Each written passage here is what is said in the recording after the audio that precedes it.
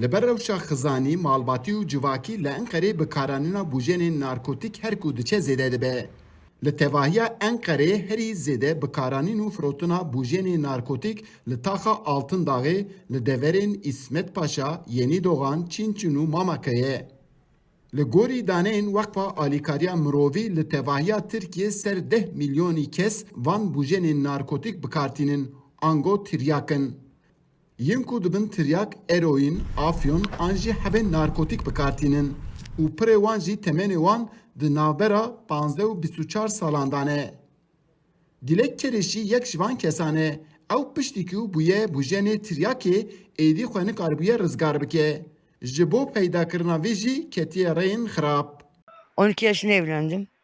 İşte kocamdan dayak Ez yedim. 12 sal bûm demê min jiyana hevjînî bi pêk anî. Min sê zarok hene lê hevjînê min her cûrê tundiyê bi serê min anî. Min nezanîbû tiryak çi ye. Piştî van geşedanan, cîrana min ez fêr kirim. Ez niha nikarim xwe jê rizgar bikim. Ji bo peydakirina maddeyên hojbir, ez gelek caran bi rêyên xirab para qezanc dikim. Gelek xweş jî hînî bûjenên narkotîk bûne û xwe nikarin rizgar bikin. Ahmet Akdoğan jî yek ji van e.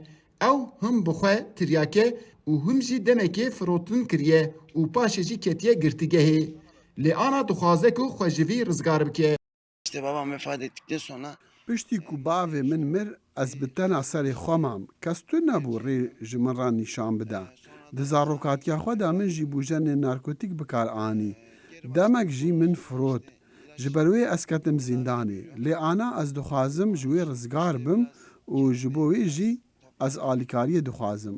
Nûmunekî din jî Mustafa Aydin e. Ew bi xwe alkolîk e. Dema dest bi vexwarina alkolê dike, xêzana wî jî ji wî dest berdide û ew jî êdî xwe nikare ku ji vexwarina alkolê rizgar bike. 21 senedir Ji 20 salî zêdetir e ku ez alkohol vedixwim. Diçim meyxanê, gazînoyê û pir caran jî li kolanan. Pêtir jî alkoholê qaçax vedixwim. Çavê min nabîne, guhê min giran bûne. Nikarim biçim dextor. Ji ber vê jina min jî ji min dûr ket. û wê pitir ez xistim nav vê aloziyê.